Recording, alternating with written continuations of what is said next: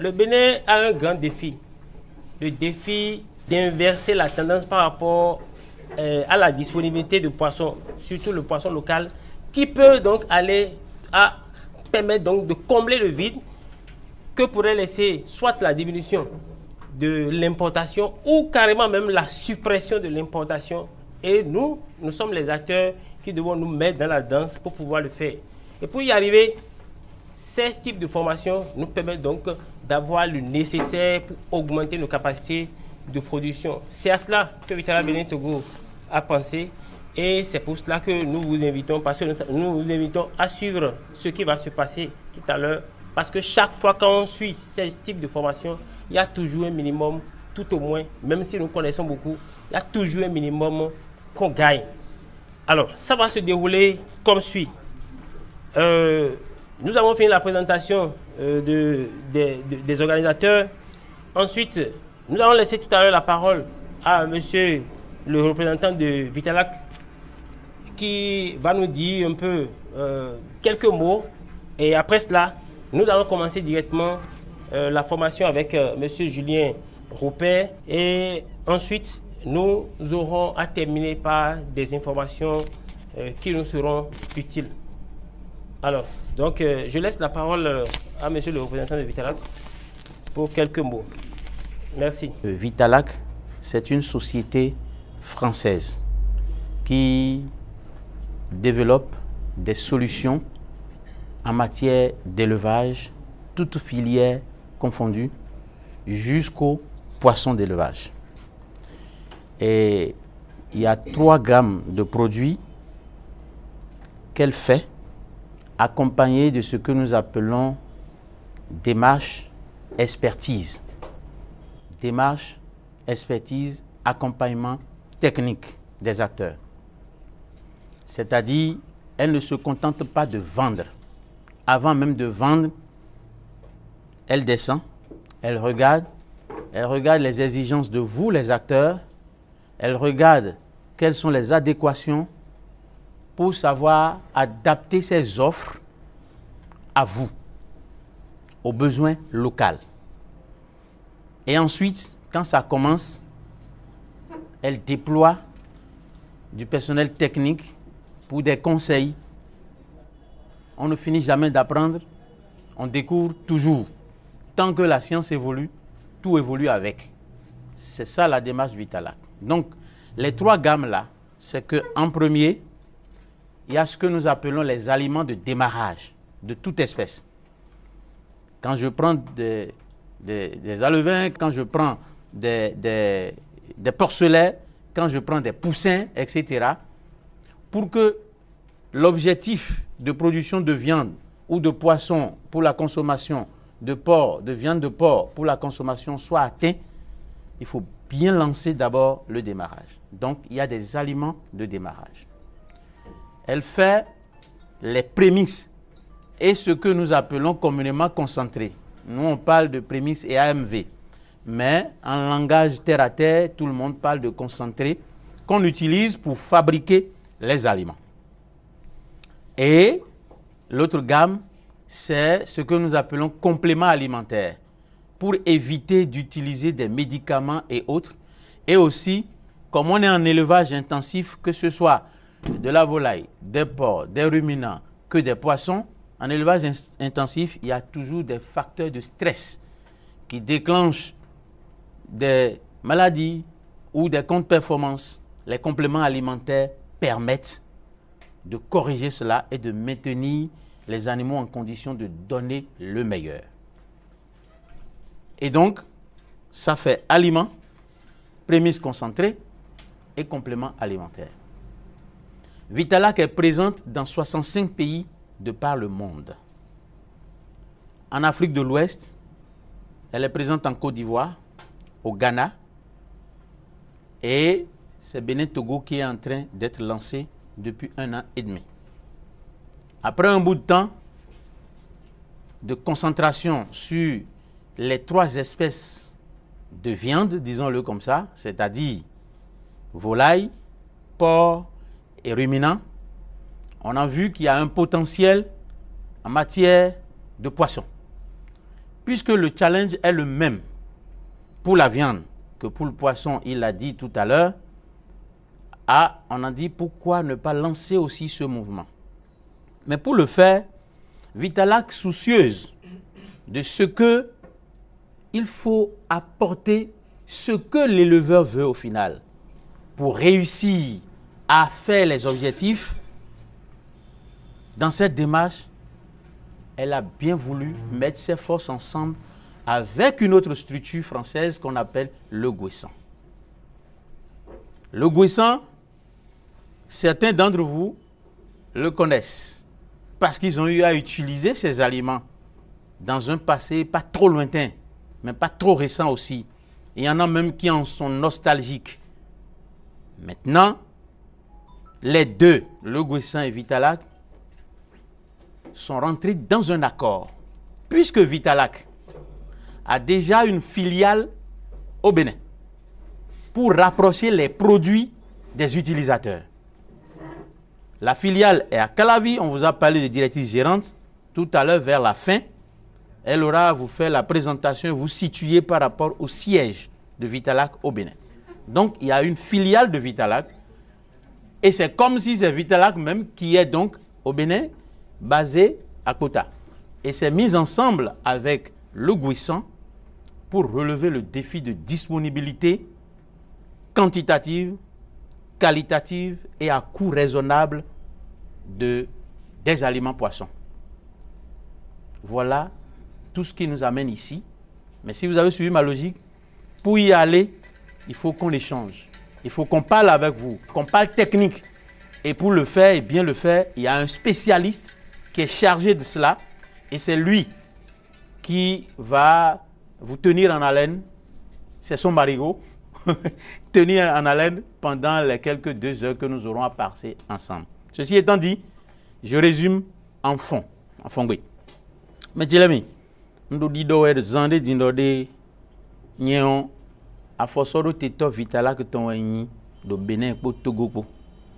Vitalac et qu'on va nous to gegeme de Bobme. Mina Léon, Kandeko, tout Kandeko à ton djadji. Mais ouais, bon, au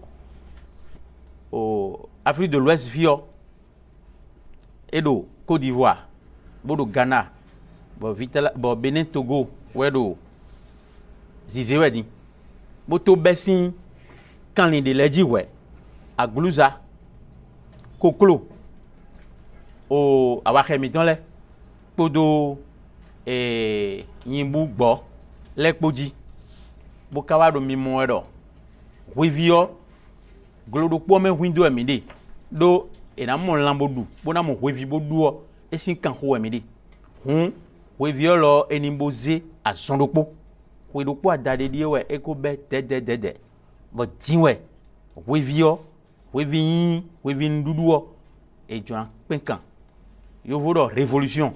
C'est ça qu'on veut faire maintenant. Et pour bien le faire, Vitalac et société, je vois un weton, mais mi ten bombo dobo, eze non ten do podo fitan. Bon nous edo ndebu bawe, ndudu debu bawe, weton nou et na non mon bonano ya ou mon. Et ne on outuo, do wevio dio, eze ronron boze ronron le Gouessant ton. Sorokpo do et le Gouessant en mendele do mime bo tumbo ko zan dudu ton nou wevikpon bo sono modian et do nanon mo bo mon sukpo bo mon do dakime bo kamombe nyona e no renwa dai bo me gegedo mime bo tunyo e na lai mo bo le yin dedio e wezombo Vitalac ko le Gouessant ko yi jako. Bon, comme Vitalac ko do noten do fie yo ena ya ou ya bon limiton ena monten bodo yin wiwa fie mi todo chono na bejeji yo me no pe nu kundo wevi ho town yo wevi sin la medo ganji wevi sin dudu town bo tun khede ton yo e de suna wa bon mi ko di sa sobo yi fi we alo fi atɔn bo kpɔn dɔ a nugbo wevi ŋutɔ tseke dea bɔn mi mɔ nu mi mɔ yɔ eyina de boa bɔn egbedin lo mi na gbo tsage gbogbo yɛ mi dza mi ŋdɔmɔ do mi mɛ fie bi yɔ mi ŋde wevi dzi bɔn mi gɔma tun wa nugo filɛ mɛ kleŋkleŋ de lɛ diɛ wɛ hoe do mi bɔn go filɛ mɛ ne wɛ eyɛ yɔ ena ze wa bɔn mina ze mi tɔn sɔ gɔna bonu mi wa dze azɔ dzi bo dze produit le bɛ wa nu mi dzi yɔ mina do mo nyɔna de me nugbo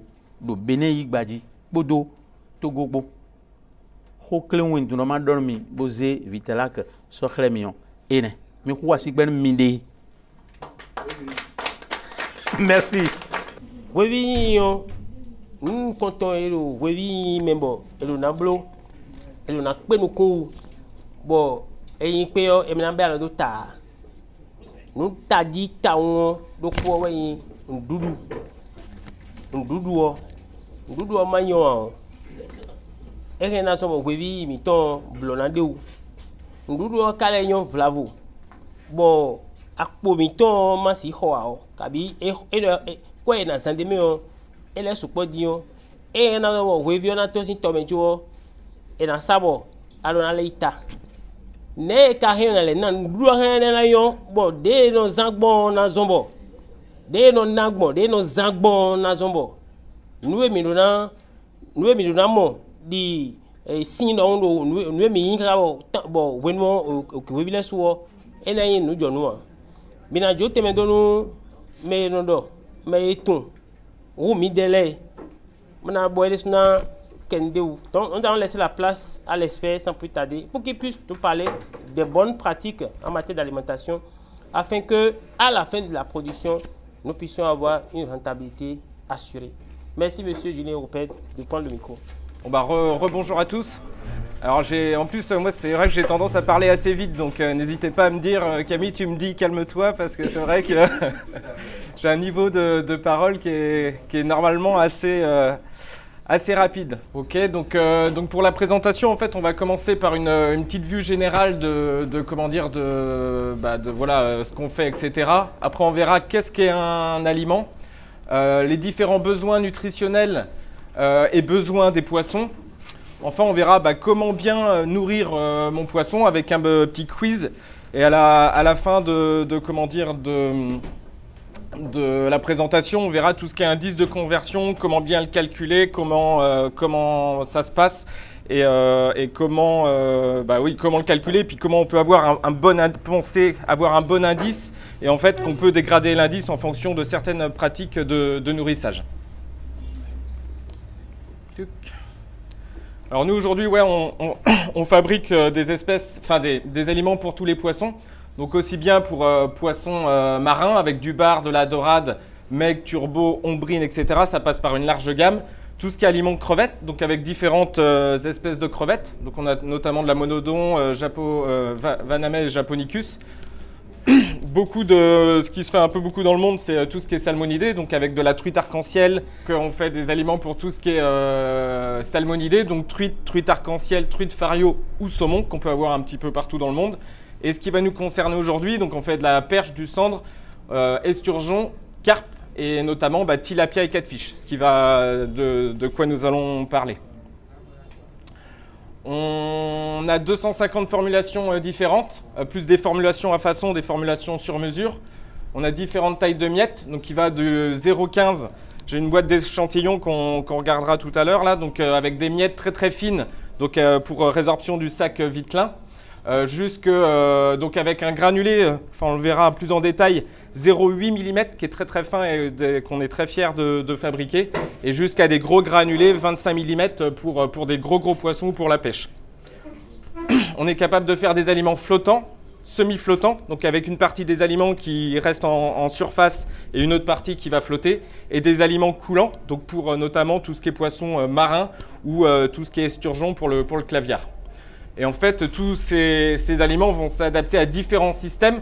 On peut avoir des systèmes de raceway, comme ça, donc des systèmes de cage qu'on va avoir sur les lacs, des systèmes de RAS qu'on appelle Recirculating Aquaculture System. Donc c'est des systèmes, c'est comme un aquarium, c'est des systèmes en circuit fermé, parce que dans certains pays, il y a peu d'eau Et du coup, il y a des problématiques et donc avec des systèmes de recirculation.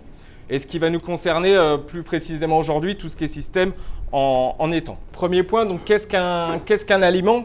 Pour mieux comprendre comment ça se passe et qu'est-ce qui permet de répondre aux besoins des poissons. En fait, les besoins des poissons vont répondre à différentes choses. En fait, il va avoir besoin de protéines, de lipides, de glucides, de vitamines et minéraux. Donc en fait, tout ce qui est protéines, c'est ce qui va permettre de faire du muscle. Donc de faire un poisson costaud. Tout ce qui est lipides, donc en fait c'est la matière grasse que je vais avoir dans mon aliment, en fait ça va permettre des échanges cellulaires et des dépôts adipeux.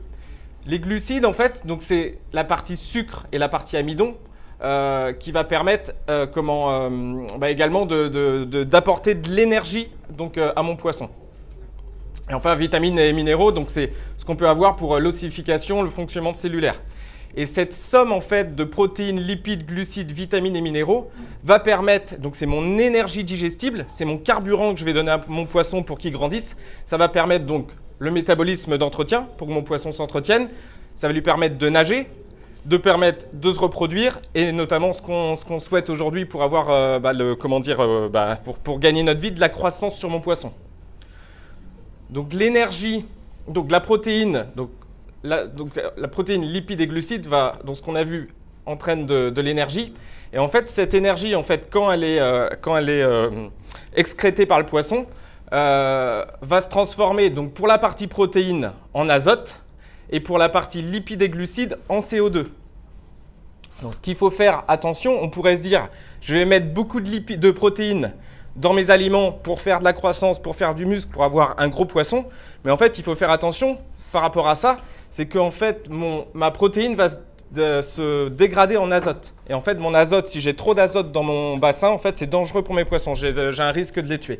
Donc en fait, quand on fabrique un aliment, il est important de bien gérer le niveau de protéines, de lipides et glucides en fonction donc, des besoins nutritionnels et en fonction, en fait, ça ne se fait pas à faim.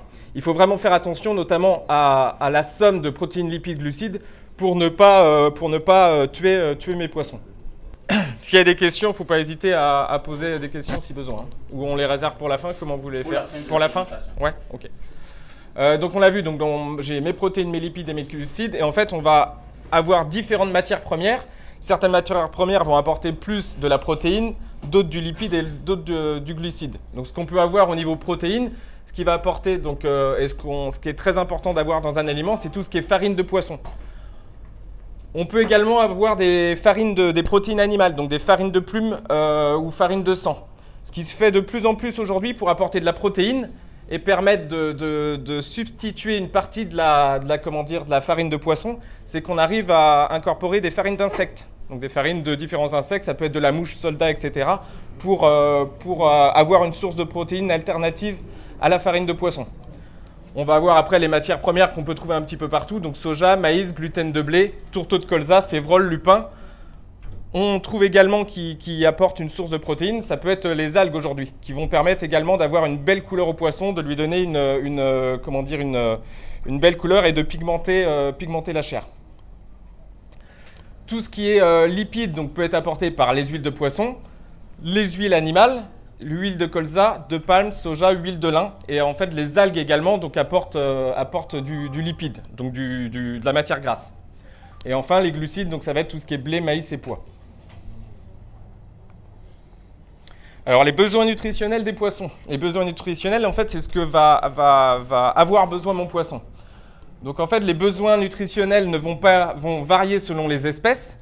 Donc, si on nourrit un saumon, une truite, un bar, une dorade ou une crevette, ou un tilapia ou un catfish, en fait, les besoins nutritionnels ne vont pas être les mêmes. Donc, c'est important d'adapter mes aliments en fonction des espèces des poissons. Et également, les besoins nutritionnels ne vont pas être les mêmes en fonction du stade physiologique. Donc, en fait, un alevin va avoir besoin de beaucoup de protéines et de moins de lipides. Et sur du grossissement, on va avoir besoin de plus de lipides et moins de protéines. Et ainsi que sur tout ce qui est, par exemple, reproducteur, sur des reproducteurs, on va avoir besoin de gros niveaux de protéines pour avant ponte et après ponte pour qu'ils puissent se refaire et avoir des bonnes performances de reproduction. Et après, les besoins vont être différents selon les conditions d'élevage.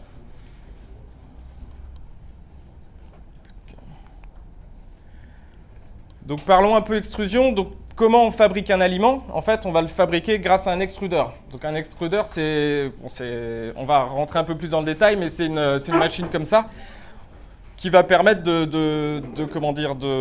d'avoir un granulé qui va être beaucoup plus digestible et qui va permettre de faire varier la flottaison de mon aliment.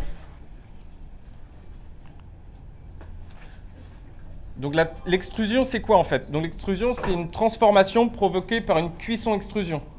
Donc ça permet d'avoir différentes granulométries, donc des toutes petites granulométries comme on peut avoir là, des 0,8 mm, je vous la ferai passer tout à l'heure, jusqu'à de très grosses granulos. Et après, je me répète, mais je l'ai dit tout à l'heure en préambule, c'est que ça permet de faire varier la flottaison. Si vous utilisez un aliment pressé, par exemple pour des volailles, vous n'arrivez pas à faire varier la flottaison. Alors qu'un aliment, vous allez le mettre dans l'eau, il va couler tout de suite, il va se déliter, il va salir votre bassin. Alors qu'avec un aliment extrudé, en fait, ça va permettre de faire varier la flottaison. Donc on peut faire du flottant, du semi-flottant, avec une moitié qui coule, une moitié qui flotte, et une partie coulant. Donc l'extrusion va permettre de former le granulé, c'est ce qui vient former mon granulé. Le gros avantage, c'est que vous n'aurez pas de poussière ni de fine. On peut le voir sur des aliments, par exemple, pressés, vous prenez le sac et à la fin, dans le sac, il y a plein de petites particules fines. Ça permet aussi d'incorporer de forts niveaux de liquide à l'intérieur du granulé. Donc ça permet d'insérer une partie de l'huile. On va le voir après, c'est que ça permet on peut insérer de forts niveaux d'huile sans avoir d'irisation sur votre bassin.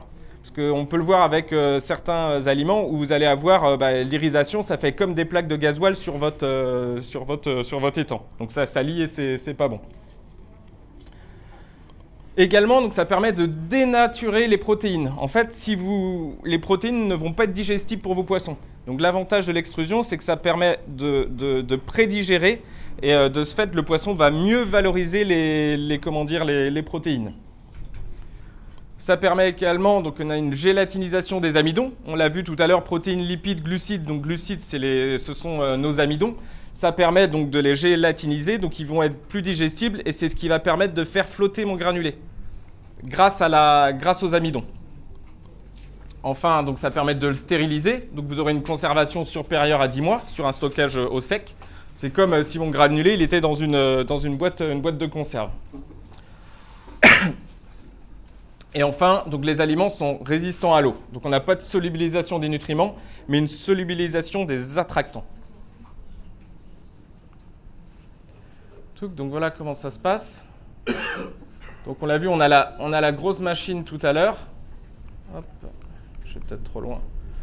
En fait, on va prendre les différentes matières premières qu'on va venir mélanger dans un préconditionneur. En fait, on vient les mélanger, on va mélanger nos farines de poisson, nos huiles de poisson, nos tourteaux, etc. Toutes les matières premières. À la fin, on a différentes, c'est vrai que je peux le faire comme ça, c'est le plus simple, on a différentes vis, donc avec des formats de vis. Et on vient pétrir comme dans une machine à pain le granulé. Donc le granulé est pétri et le mélange de farine et de matières premières est mélangé à l'intérieur de mes vis. On vient également donc cuire le granulé parce qu'on va rajouter de la vapeur à l'intérieur de mes vis. Et à la fin, donc on va le voir ici, c'est ce qui va permettre de former mon granulé. On va voir donc l'avancement du produit se fait ici. Et on a ça s'appelle une filière en fait. On a différentes tailles de filières. Donc c'est comme une machine à saucisses. On peut avoir différentes grilles si on veut broyer fin ou broyer gros. Là, on a différentes tailles de filières. Et on a des couteaux ici qui sont là. Donc en fait, mon granulé va venir progresser ici. Là, on voit par exemple, ça va permettre de faire un plus gros granulé. Et on va faire varier la vitesse des couteaux. Et en fait, on peut mettre par exemple 2 couteaux, 3 couteaux, 10 couteaux et différentes tailles de couteaux. Et c'est comme ça qu'on arrive à faire varier la taille de mon granulé en fonction de mes filières, de ma vitesse d'avancement et de la vitesse de mes couteaux. Alors ce qui est important, donc là c'est dans l'autre sens, hein, là mes vis elles sont ici. Donc on a le flux de matière qui arrive au niveau de mes filières. Donc ma filière, on a vu, les différentes tailles de filières vont être là, mes couteaux sont ici. Et en fait, on vient cuire le granulé et en fait, il y a énormément de pression. Et on va passer très rapidement en fait, de 10 bars de pression à 0 bar. Et c'est ça qui fait que votre granulé s'expanse et que vous avez un granulé qui peut flotter. C'est ce phénomène d'avancement des couteaux et de choc de pression qui fait, c'est un peu comme des curlis qui vont faire que mon granulé va s'expanser. Alors il y a une machine qui est très importante en fait, c'est la mélangeuse sous vide. On l'a vu tout à l'heure, en fait on va incorporer des huiles de poisson, donc des lipides, dans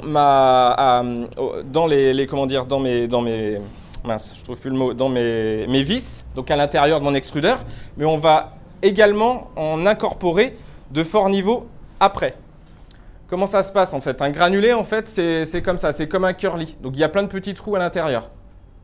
Donc grâce à l'enrobeur sous vide, en fait on va réussir à incorporer de forts niveaux d'huile à l'intérieur de mon granulé. Donc ça permet, on l'a incorporé à l'intérieur des vis, mais on va aussi l'incorporer à la sortie de l'extrudeur, en plus grâce à une machine. Et ce qui permet, si vous voulez, ça va permettre d'ajouter de forts niveaux d'huile, donc ce qui est important pour avoir de l'énergie digestible, le carburant de mon poisson, mais ça va permettre de rentrer donc, dans tous les petits interstices énormément d'huile. Et le gros avantage, parce que si par exemple vous utilisez une bétonnière, donc vous allez prendre votre granulé, vous utilisez une bétonnière, vous mettez de l'huile dedans, et vous mélangez, en fait, ça ne va pas à l'intérieur de votre granulé, ça va rester en surface. Et quand vous allez nourrir vos poissons, c'est là où vous allez avoir le phénomène d'irisation sur vos bassins. Et grâce à cette machine, en fait, ça permet de piéger les huiles à l'intérieur de mon granulé. Alors, ce qui est très important, on a énormément d'autocontrôle. On va pouvoir, donc on va contrôler régulièrement au moment du process, donc la taille de mon granulé, donc grâce à un appareil spécifique et également grâce à un pied à coulisses. On a nos opérateurs qui vont procéder à des autocontrôles pour que vous puissiez avoir un granulé tout le temps de même taille, parce que en fonction des stades des poissons et des tailles de poissons, on ne va pas donner la même taille de granulé. Donc ça, c'est très, très important. On va mesurer en continu la densité de mon granulé. Donc la densité, en fait, c'est ce qui va permettre de varier la flottaison ou la flottabilité de mon granulé. Donc ça, c'est mesuré également. On a des autocontrôles, en fait, au niveau de la flottaison. Donc on l'a vu tout à l'heure, pour un tilapia, un catfish, on va avoir un aliment flottant. Pour plutôt une truite ou un saumon, on va avoir des aliments semi-flottants. Et pour, par exemple, de l'esturgeon ou de la carpe, on est plutôt sur des aliments coulants. Donc en fait, si on souhaite fabriquer et si le client commande un aliment flottant, il faut que l'aliment il soit flottant. Donc on va pouvoir le vérifier grâce à la densité, donc avec la machine, mais on a en plus des autocontrôles au niveau de la flottaison. Donc comment ça se passe? En fait, on va prendre un bécher avec de l'eau et puis on a un certain nombre de granulés à mettre qu'on va mettre dans l'eau. Et on va mettre de l'eau douce ou de l'eau salée en fonction des types. Donc, pour du poisson marin, du bar et de la dorade, on met dans une eau salée. Les gars vérifient combien de temps le granulé, s'il flotte ou s'il coule. Et par exemple, sur du tilapia et du catfish où on veut un aliment flottant, ils vont vérifier que les granulés ne tombent pas au fond.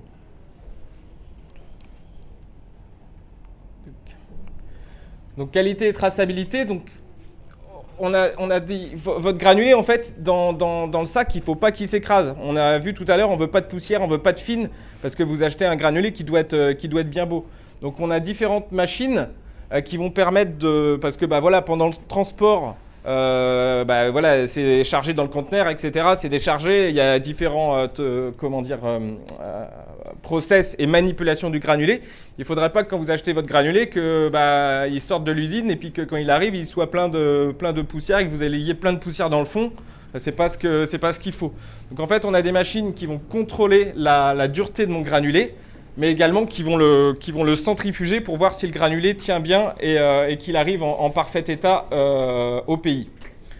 Là, c'est le genre de machine qu'on peut avoir également, qu'on va prendre du granulé parce que sur certains pays, ça se fait de plus en plus où c'est du nourrissage automatique avec des machines qui vont propulser donc soit avec de l'eau, soit avec de l'air, donc ce qu'on appelle un SDAP à eau ou un SDAP à air. Et en fait, ils appuient sur un bouton et ça projette directement le granulé. Donc c'est assez délicat et c'est assez dangereux pour le granulé. Enfin, c'est assez, si vous voulez, c'est des tuyaux, ça passe dans différents tuyaux, donc mon granulé a pas mal de chocs. Et donc il faut pouvoir contrôler que mon granulé va bien se tenir. Autre point, donc on l'a vu au niveau qualité de l'aliment, mais également au niveau traçabilité. En fait, quand vous achetez un aliment le Guessant, vous êtes capable, la société est capable de garder un échantillon et garde un échantillon tout le long de DLUO de votre produit. Donc, si par exemple j'ai un aliment qui va jusque décembre 2026 sur la DLUO de vos sacs, on garde un échantillon en traçabilité de tous les aliments jusque décembre 2026. Donc en cas de contrôle ou de problème, on est capable de pouvoir faire des analyses, des tests complémentaires. Donc ça, c'est vraiment intéressant. Il y a une grosse partie bâtiment avec une échantillotech. Alors, on peut avoir plein d'aliments aujourd'hui sur le marché. Comment comparer deux aliments? Comment on va les comparer? En fait, il faut déjà bien regarder les étiquettes. Donc, deux aliments en 32,9, donc 32 de protéines, 9 de lipides, peuvent avoir des performances différentes. On se dit c'est le même aliment, même niveau de protéines, même niveau de lipides, mais en fait, les matières premières qui vont être utilisées n'ont pas forcément les mêmes digestibilités. Donc on l'a vu, on a parlé tout à l'heure d'énergie digestible, donc c'est le carburant que j'apporte à mon poisson. Et en fait, cette énergie peut être différente selon les aliments que vous allez acheter. Et par exemple, deux farines de poisson ne vont pas forcément avoir les mêmes qualités nutritionnelles. Vous pouvez avoir des farines de poisson qui vont être de très bonne qualité et des farines de poisson de moins bonne qualité, ce qui va faire que vous vous dites j'achète un 32,9, mais mes performances sur les poissons ne vont pas être les mêmes. Je vais parler de la date de fabrication. Ouais. Comment on compare deux aliments? Donc on l'a vu tout à l'heure, un pressé, c'est 100% coulant, on a de la fine, etc. Un extrudé, c'est flottant, semi-flottant ou coulant. Donc voilà, vous pouvez le voir sur l'étiquette de votre aliment, si c'est du pressé ou si c'est de l'extrudé. Ce qu'il faut bien regarder également, c'est en fait les matières premières utilisées. Donc vous pouvez avoir des matières animales ou végétales. Quand vous allez lire une étiquette, l'étiquette de votre aliment, les matières premières sont classées par ordre d'importance. Donc si vous avez sur sur votre étiquette, vous allez la lire et vous regardez farine de poisson, huile de poisson, tourteau de colza, tourteau de soja, c'est-à-dire que forcément le fabricant ne va pas donner sa recette, mais par contre vous pouvez vous dire qu'il y a un très fort niveau de farine de poisson et d'huile de poisson si ça apparaît en premier. Par contre, si sur votre étiquette, ça apparaît en premier tourteau, de maïs ou de manioc ou de soja, là, à contrario, vous vous dites que vous avez un aliment qui est très végétalisé et vous allez avoir peu de farine et huile de poisson. En fait, c'est important de le regarder, ça. Et on sait que voilà, en termes économiques, les formules aujourd'hui sont végétalisées. Mais voilà, pour faire grandir des poissons, il faut de la farine de poisson, on l'a vu tout à l'heure, protéines, lipides, et il faut également, on peut avoir des farines animales, etc. pour les faire grandir. Mais c'est important de bien regarder les étiquettes et de lire mon étiquette en fait.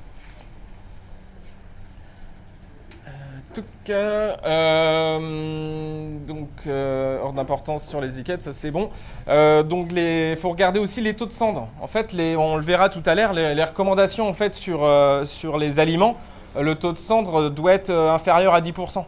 Donc, si vous achetez des aliments avec des taux de cendre supérieurs à 10, 11, 12 ou 14, vous pouvez vous dire qu'il y a beaucoup de farine d'os, de farine de plume, mais vous aurez des croissances qui vont être moins bonnes et oui, des croissances dégradées en fait.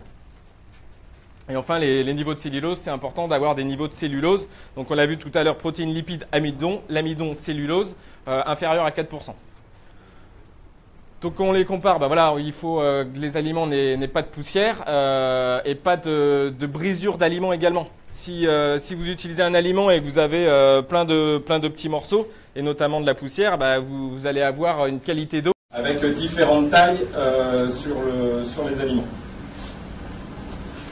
Et enfin, donc la date de fabrication et date de péremption, donc c'est noté, vous allez sur avoir vos aliments, vous allez avoir la date de péremption et la date de fabrication.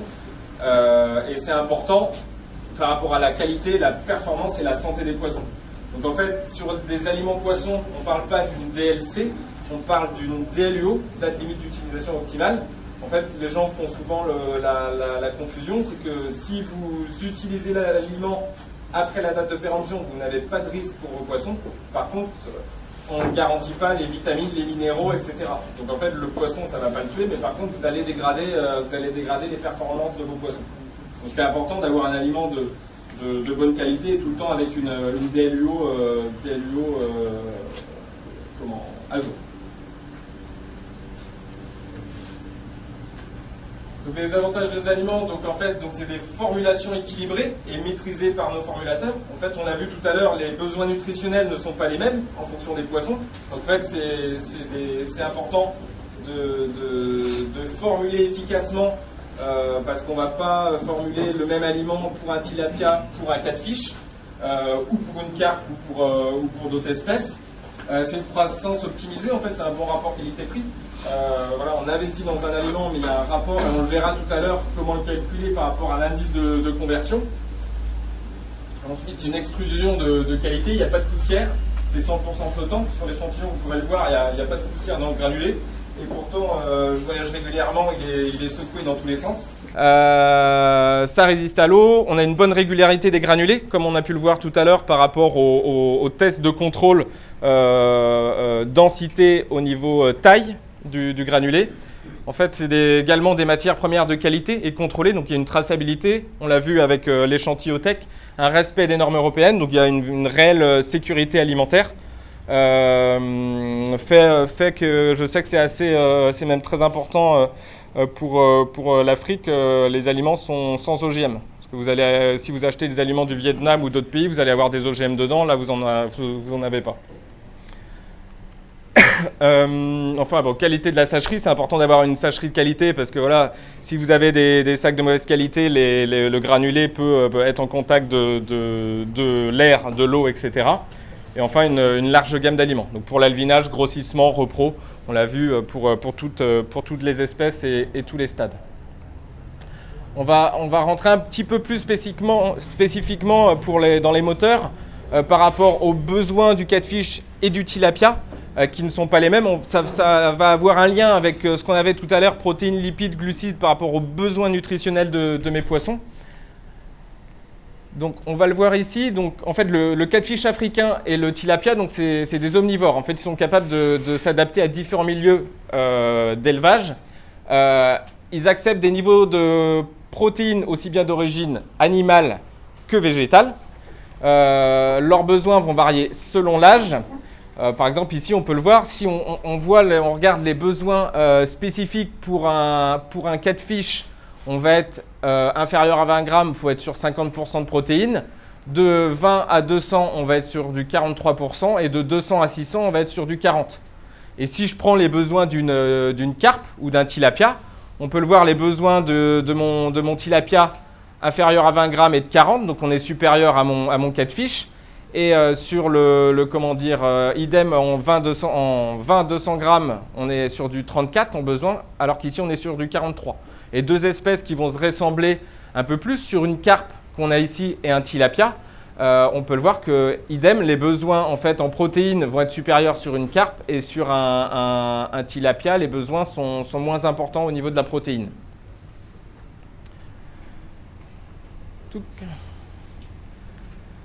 Parlons lipides, donc le gras que je vais apporter à mon poisson. Donc les lipides sont la principale source d'énergie pour mes poissons. Donc 1 gramme de lipides est égal à l'énergie apportée par 2 grammes de protéines. Donc on apporte plus d'énergie avec mon lipide. L'énergie digestible des lipides est supérieure à 90%. Et donc parlons comment dire, besoins des poissons. Donc les besoins en lipides, donc pour du catfish, vont de 8 à 13%, de l'alvinage au grossissement. Et pour les besoins en lipides, pour du tilapia, par contre, ils vont de 8 à 10. Donc on a des besoins en lipides un peu moins importants sur mon tilapia. On l'a vu, donc le lipide apporte plus d'énergie que la protéine. Mais par contre, on peut se dire, ah bah, je vais mettre beaucoup de lipides dans mon aliment pour avoir beaucoup d'énergie, beaucoup de carburant à mon poisson. On pourrait penser ça, mais en fait, il faut faire attention. Parce qu'en fait, si je mets trop de lipides, je vais avoir du gras. Et je vais avoir un dépôt de gras dans mon poisson. Et notamment sur tout ce qui est abdomen et viscères. Donc il faut bien le maîtriser aussi, quoi. Et c'est vrai que la maman, quand elle arrive à acheter du poisson, elle ne veut pas un poisson avec plein de gras. Elle veut un poisson bien en muscle et un beau poisson.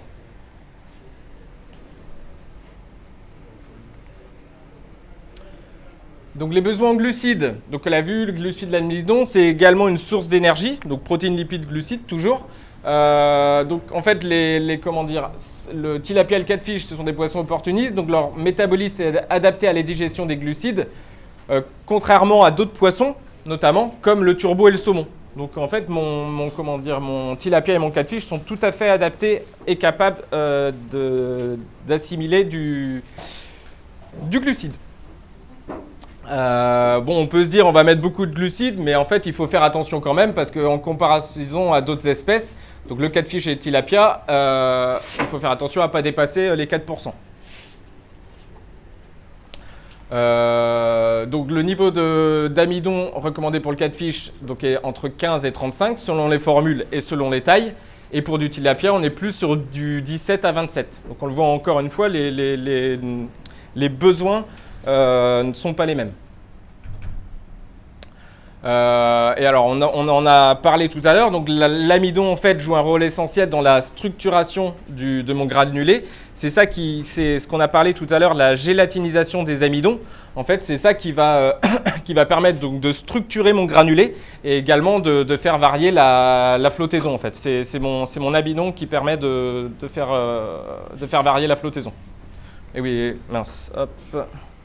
Et donc c'est ça, c'est la gélatinisation des amidons lors de l'extrusion qui améliore aussi sa digestibilité. Parce que mon amidon sur un aliment pressé n'est pas digestible. Donc alors qu'avec un process d'extrusion, comme on l'a vu tout à l'heure avec le process de vapeur, de choc thermique, etc., va permettre que mes amidons soient digestibles. Hop, l'énergie d'un aliment. Donc la somme de protéines lipides, on l'a vu, c'est ce qui permet mon métabolisme. Donc l'énergie de mon poisson, donc, qui lui permet de nager, de se reproduire, d'avoir une bonne croissance. Donc c'est la somme des matières premières qui va déterminer mon énergie brute. Et en fait, ce qui compte réellement, en fait, c'est l'énergie digestible. Donc en fait, là, si vous voulez, l'énergie brute, donc c'est la somme de mes matières premières qui définit mon énergie brute. Et une fois le passage dans les fesses, en fait, on va voir mon énergie digestible. C'est ce qui permet réellement à mon poisson de grandir et d'avoir de la croissance. Et donc l'énergie brute pour le catfish doit être au niveau, donc ça se calcule en mégajoules, doit être au niveau de 19 mégajoules, alors que pour du tilapia, l'énergie brute doit être sur du 18. Et en fait, comme on le disait tout à l'heure, c'est l'énergie. Donc l'énergie brute est une bonne information, mais c'est l'énergie digestible qui est la plus pertinente pour comparer deux aliments. Parce qu'en fait, c'est une fois que c'est passé dans le tractus et que ça a été dans les fesses, et c'est là qu'on peut comparer mon aliment en fonction de l'énergie digestible. Et en fait, donc c'est ça, donc c'est l'énergie restante qui permet la croissance et la partie indigestible la partie indigestible va dans les fesses, quoi. Et donc l'énergie, si on parle d'énergie digestible, pour un catfish doit être entre 14 et 16 mégajoules et pour du tilapia doit être autour de 15. Bon après, c'est vrai que c'est une partie un peu fastidieuse, mais bon, c'est important de le comprendre quand même au niveau de la nutrition, de l'énergie, parce que c'est ça qui permet de comparer une étiquette et de savoir la quantité de carburant que je donne à mon poisson. donc on l'a vu, les catfish et les tilapias régulent leur alimentation selon l'énergie apportée par un aliment. Donc pour le calcul du taux de nourrissage, on le verra tout à l'heure là sur les fiches techniques pour voir comment on nourrit mon poisson. En fait, l'énergie apportée par un aliment, donc en fait, est l'élément indispensable pour calculer l'IC de votre poisson. Donc l'indice de conversion de croissance. On l'a vu tout à l'heure, si vous avez on va régler ou réguler le taux de nourrissage, donc la quantité d'aliments que je vais donner à mon poisson, en fonction de la taille et en fonction de l'énergie digestible que je vais avoir. Si j'ai un aliment peu énergétique, avec pas beaucoup d'énergie digestible, il va falloir en donner beaucoup plus. Alors que si j'ai un aliment qui est très énergétique, avec une grosse énergie digestible, je ne vais pas avoir besoin d'en donner beaucoup. Je ne sais pas si c'est bon. Ouais. Alors, donc, on a deux ratios. On a l'énergie brute, énergie digestible, mais on a deux ratios qui sont super importants pour voir si vous avez un aliment de qualité et pour voir votre croissance. Donc, en fait, on a un rapport PD sur ED. Donc, PD, c'est la protéine digestible sur l'énergie digestible que je vais apporter à mon poisson. Si j'ai un faible rapport PD sur ED, en fait, j'ai un risque d'un engraissement lipidique trop important. Je vais apporter trop de lipides et du coup, je vais avoir un poisson avec du gras. Par contre, si je prends mon rapport PD sur ED trop important, donc pour simplifier, je vais mettre beaucoup de protéines, et ben c'est un mauvais choix économique parce que ça va vous coûter cher en fait. Parce que les protéines sont plus chères que les lipides. Et enfin, un ratio qu'on utilise moins mais qui est néanmoins important, c'est le rapport protéines sur glucides, donc sur l'amidon. Et donc un ratio entre 2 et 3 est nécessaire. Et en dessous de ce niveau, donc également on a une augmentation de l'engraissement des croissants, une augmentation de l'engraissement et de faible performance et un IC dégradé. Et on a également un risque de dégrader le foie de mes poissons. Vitamines et minéraux. Donc là c'est pareil, les recommandations sont connues et reconnues. Donc c'est important d'avoir de la vitamine A, B, C, D. On a des besoins qui sont bien établis. En fait, la vitamine C, la vitamine E, c'est ce qui va permettre d'avoir un côté antioxydant sur mon aliment. La vitamine B6 qu'on a ici va permettre d'avoir une neurotransmission et va permettre d'avoir de permettre tout ce qui est bonne réaction nerveuse sur mon poisson. Et enfin, attention, je suis perdu. Attention, les besoins peuvent augmenter sur l'impériode et sur le stress. Donc c'est ça, c'est qu'en fait les besoins en vitamines, donc on l'a vu, ils sont bien importants, mais il peut être important également de temps en temps quand vous allez faire des transports, des tris, vous allez stresser votre poisson. Donc ça peut être important de refaire des compléments de vitamines supplémentaires pour avoir. Aujourd'hui, on est capable de les intégrer en plus dans les aliments pour avoir une meilleure immunité de mon poisson et d'avoir un poisson moins stressé et d'avoir des croissances plus importantes. Et enfin, dernier point, donc les minéraux également sont indispensables. On le voit ici, le phosphore, calcium, potassium, etc. c'est bien connu. Donc le fer, c'est pour le sang et l'hémoglobine, le phosphore et le calcium pour la croissance des tissus osseux. On l'a vu dans le précédent slide, en fait on l'avait également avec le lipide, et le potassium et sodium pour l'osmorégulation. Donc on l'a vu tout à l'heure, les besoins nutritionnels des poissons sont bien connus. Donc sur le début pour l'alvinage, il faut utiliser beaucoup de protéines. Donc on est sur un 58-13, parce qu'on veut faire un poisson musclé et en bonne santé. Et à la fin, en fait, si on le regarde, on va baisser le niveau de protéines petit à petit, et en faisant une transition, et d'augmenter le niveau de lipides.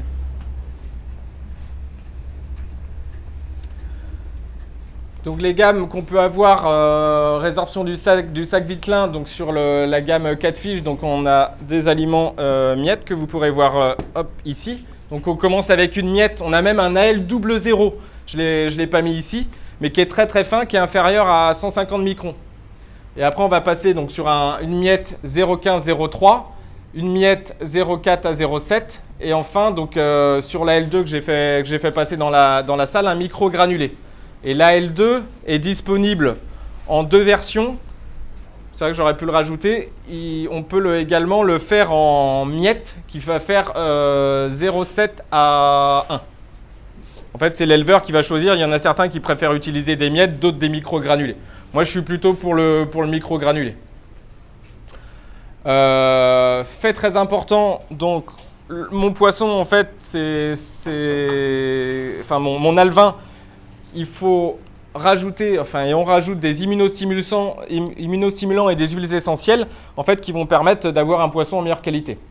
Et enfin, donc on l'a vu tout à l'heure, on veut faire du muscle, donc on a des faibles taux de matière grasse, donc ce qui va vous permettre d'avoir des alevins en bonne santé, et également, par contre, des forts produits d'origine marine pour avoir une forte appétence pour mes alevins. Au début, ils n'ont pas trop l'habitude de manger de l'aliment, donc on apporte de très forts niveaux de protéines et d'huile de poisson, donc de farine de poisson et d'huile de poisson. Donc pour l'appétence et pour avoir un poisson costaud. Donc un bon démarrage des alevins est crucial pour la suite du cycle. Voilà, c'est comme un enfant, hein. S'il a tout ce qu'il faut au début, il va être en bonne santé. S'il est malnutri au début de sa croissance, il risque d'avoir des pathologies plus tard. Donc pour le tilapia, là on le voyait 58-13. Ici pour le tilapia, les besoins ne sont pas les mêmes, donc on va être sur un 43-8. Pour le grossissement, on est sur un 38,8. Et enfin, pour le pré-gros, le 38,8. Et pour la finition, sur un 33,8.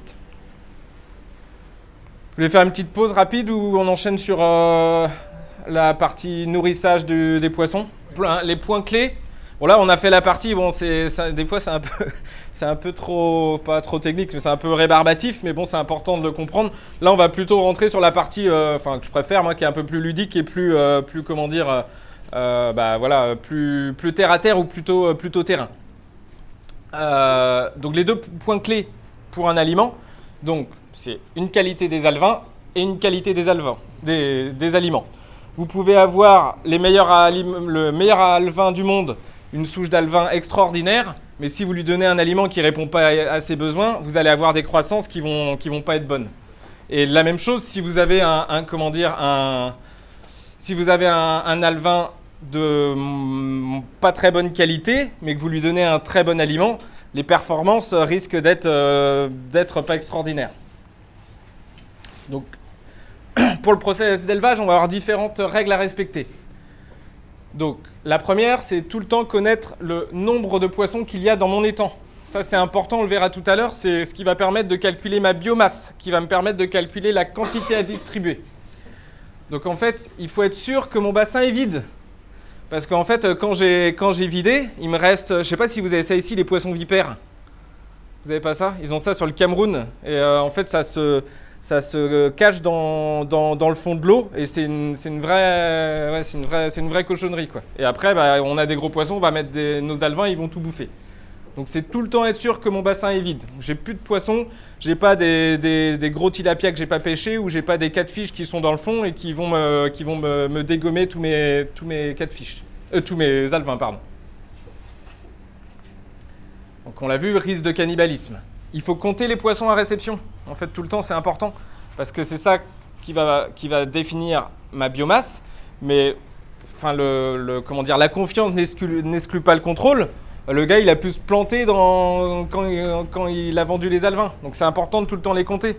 De se dire, voilà, j'ai tant d'alevins parce que le gars, il est passé peut-être à autre chose. J'en ai acheté 10 000 et puis j'en ai peut-être que 9 000 ou 9 500. Ça, c'est important de les compter.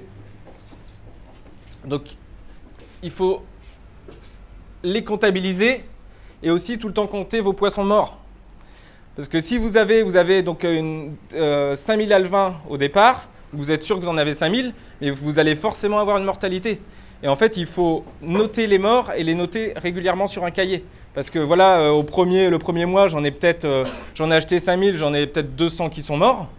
Et il faut le noter. Donc j'en ai 5000, j'en ai plus que 4008. On le verra tout à l'heure. C'est ça qui va me permettre de me dire de nourrir correctement. Parce que si je pense que j'en ai 5000 et que j'en ai 4008, je risque de trop donner à manger à mon poisson. Et de dégrader mon IC, on le verra à la fin. Donc, non, j'ai avancé, non, c'est bon, tout, ouais. Autre comment dire, chose à tout le temps respecter, donc c'est, comment dire, élément important, c'est le poids moyen de mes poissons. En fait, on va pas avoir les mêmes besoins en fonction des stades des poissons, mais également, on va pas donner la même taille d'aliment en fonction des poissons.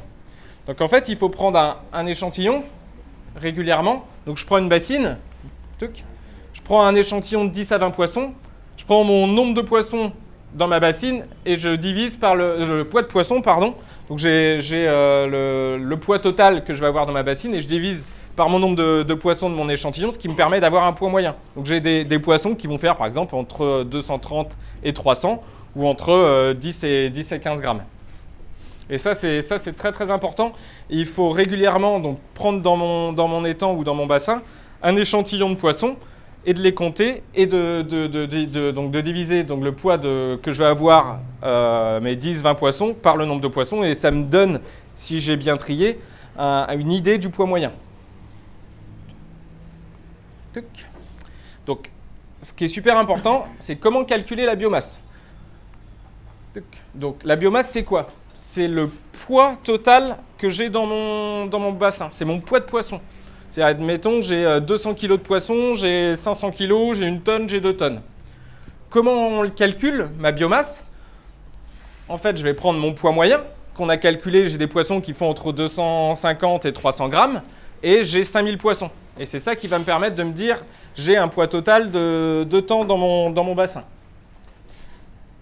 Biomasse, c'est la chose clé. Tous les combien il faut la calculer. L'idéal, donc, c'est de la calculer ma biomasse dans mon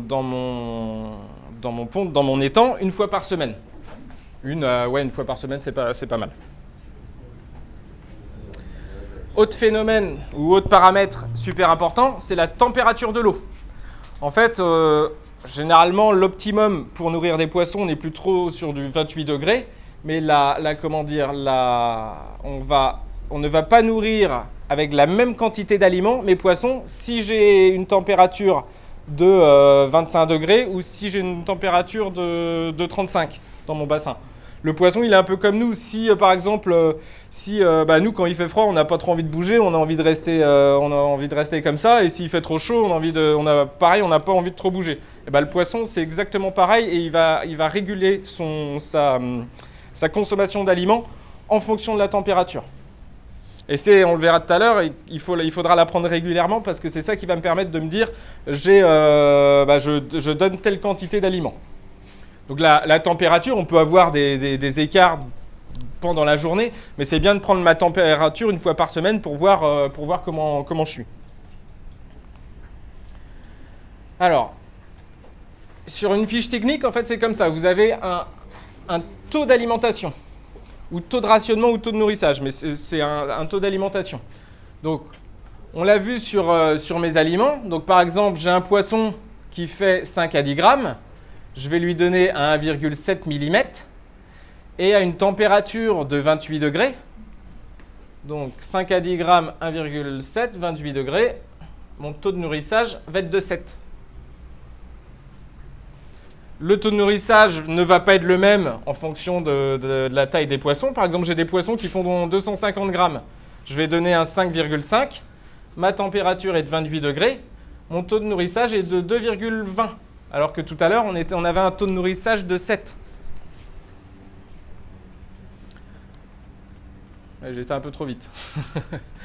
Donc, mon poids moyen de poisson, donc, que j'ai défini avec ma bassine, quand j'ai pris mon nombre de poissons et que quand je l'ai mis dans ma bassine, donc j'ai vu que mes alevins, en fait, ils font entre 5 et 10 grammes. La température est de 28 degrés. Moi, j'ai pris le bon, j'ai eu de la chance. Et du coup, je vais donner un 7. Un taux de nourrissage de 7. Et en fait, c'est ça qui va me permettre de calculer la quantité d'aliments que je vais distribuer par jour.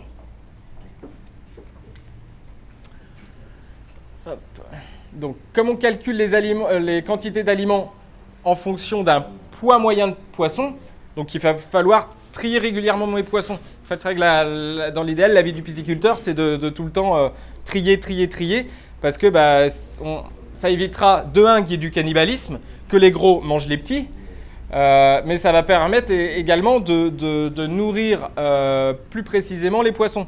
En fait, quand vous avez des tailles de lot ou avec des poissons de différentes tailles, en fait, il y a une compétition. Donc le gros, il va manger plus facilement et les petits vont rester au fond. Donc le gros, il prend de l'aliment, il grossit plus vite. Et mon petit, il reste au fond, il mange très peu. Donc en fait, vous allez avoir des têtes de l'eau et des queues de l'eau qu'on appelle qui vont s'étendre. Donc les gros vont être plus gros, plus vite, et les petits ne vont pas grandir. Et du coup, vous allez avoir une hétérogénéité importante dans vos tailles.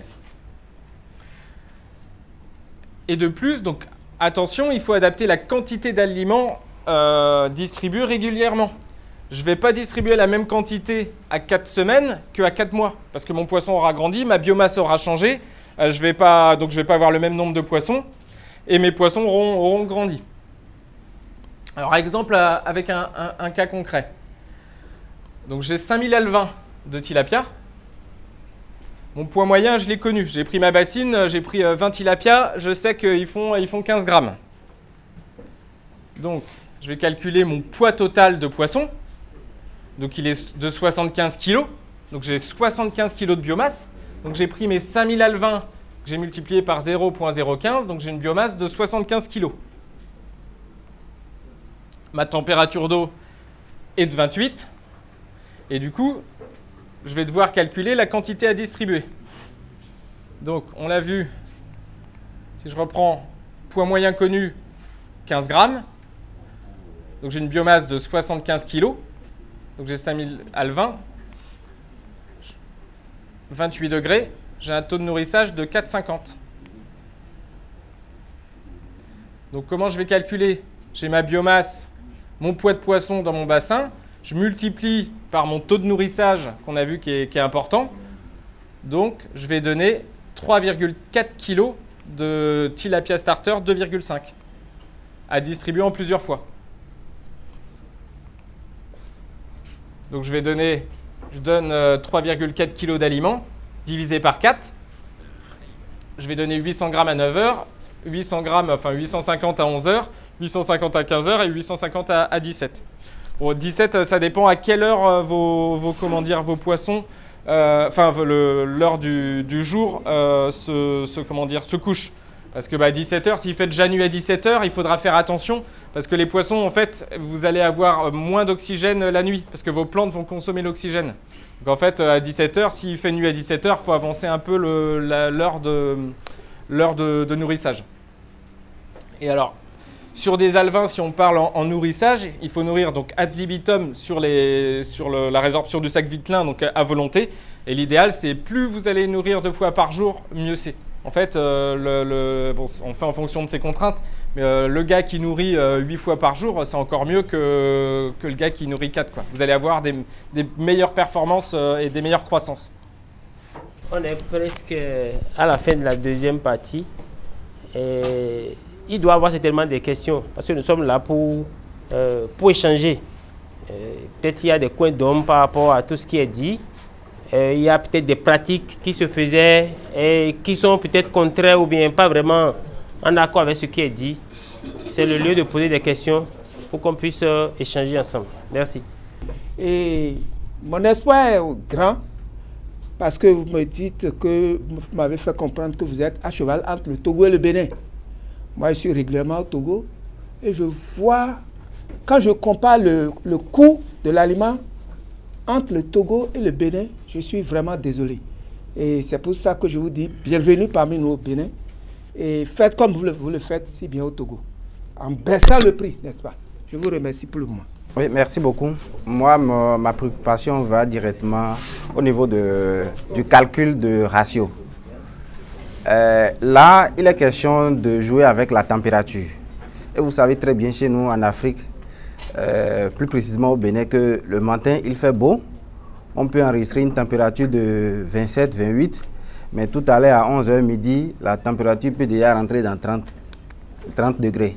Dans ce cas-là, comment agir? Je prends seulement la température du départ de la journée pour calculer mon ratio ou je fais un truc moyen. Le mieux, c'est une moyenne en fait. Okay. En fait, il faut faire une moyenne entre le matin et l'après-midi et c'est comme ça que ça se fait. Nous, en France, c'est pareil, ou dans les autres pays, on peut avoir des variations de température aussi de plusieurs degrés en fonction du matin ou du soir. Donc, les gars, il faut une moyenne en fait. Okay. Merci. Donc, c'est bien bon pour la troisième question. C'est bon, c'est bon. Alors, pour la question, les prix des aliments. On a le prix facial de l'aliment, on se dit j'achète un sac d'aliments à tel prix. On l'a vu tout à l'heure en fait dans une des slides. Ce qu'il faut faire attention, c'est que deux aliments, c'était en 32,8, ne vont pas avoir les mêmes croissances sur les poissons. Donc en fait, c'est sûr que c'est un coût, mais ce qu'il faut regarder à la fin, et après le quiz, c'est ce qu'on verra, c'est comment calculer mon IC, mon indice de conversion, donc sur mon aliment, parce que par exemple, si j'ai un aliment qui coûte 2 fois plus cher, mais que j'en mets 3 fois moins, eh ben, au final, vous serez gagnant en fait. Donc c'est vraiment ça qu'il faut calculer, parce qu'on peut se dire, aujourd'hui on trouve des aliments à pas cher qui viennent du Vietnam par exemple, ou de plein de pays qui vont pas être chers, mais par contre, de un, vous aurez des OGM, et puis de deux, les croissances en fait, elles vont pas être aussi bonnes. Vous aurez de la fine dans les produits, et les croissances de vos poissons ne seront pas aussi importantes. Donc il y a le prix facial, ça on le comprend qu'il faut vraiment faire attention, mais il faut regarder le prix, mais aussi la croissance de mon poisson. Par exemple, si je peux faire 3 lots sur un lot de tilapia, avec des croissances rapides, mes charges de structure sur mon exploitation, en fait, que je fasse un lot ou que j'en fasse 3, elles vont être les mêmes. Donc on a intérêt à pousser les poissons très rapidement plutôt que de les pousser, de les faire traîner en longueur, quoi. Parce que si vous avez un gardien, le coût de gardien sera le même, le coût d'électricité sera le même, donc toutes mes charges de structure vont être les mêmes. Donc il y a le prix facial, mais il y a aussi le retour sur investissement que je vais avoir sur mon élevage. Et ça c'est quand même super important. Bon, on le verra tout à l'heure au niveau IC. Au niveau donc indice de conversion et au niveau rentabilité sur l'élevage. Non, deux choses. La première,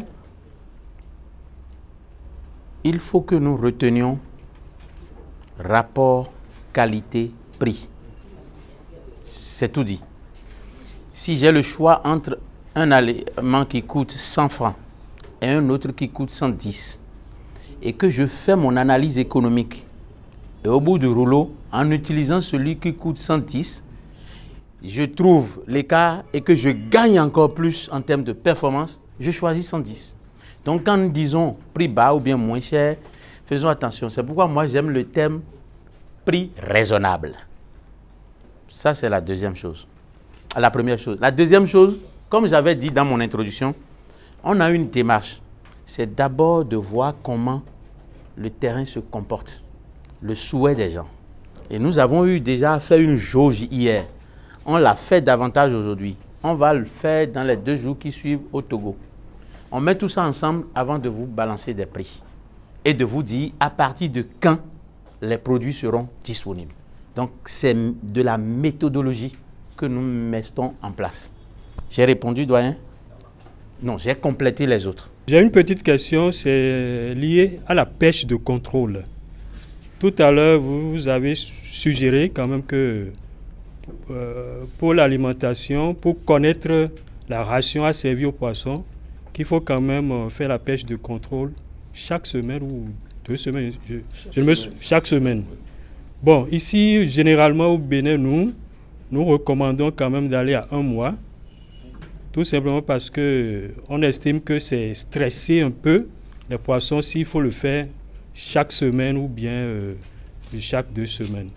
Bon, je ne sais pas, quand vous avez dit cela, je ne sais pas si, peut-être que de votre expérience, il y a une manière donnée qu'il faut procéder pour ne pas vraiment stresser les poissons.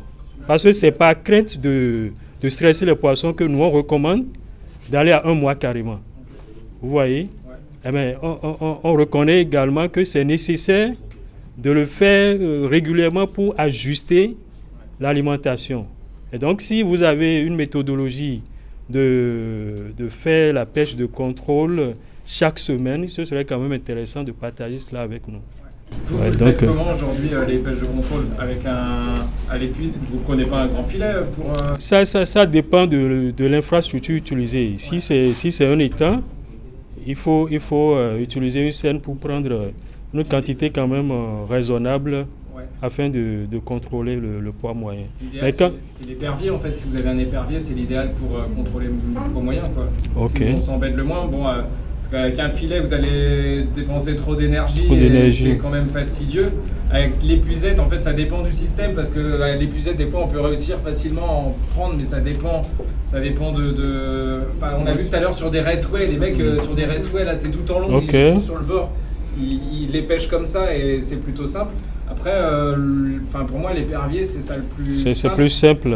Ça va pas les stresser beaucoup, vous allez en prendre une dizaine, une vingtaine.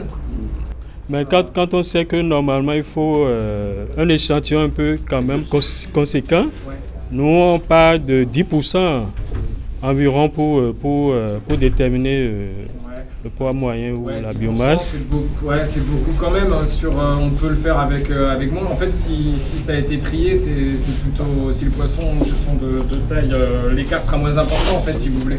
Mais une fois par semaine, à l'épervier, sur 10-20 poissons, déjà, vous aurez une bonne marge de... poids précis. Un poids quand même précis, Puis pour moi, sur des systèmes étangs, c'est l'épervier le plus adapté. Le plus simple. D'accord. Et bon, une fois par semaine, ça va pas tant que ça non plus.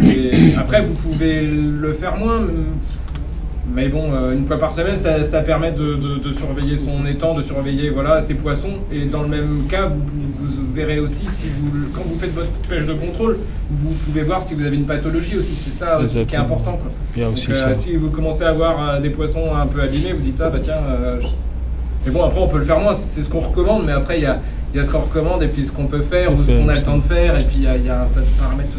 D'accord, je vous comprends. Merci beaucoup.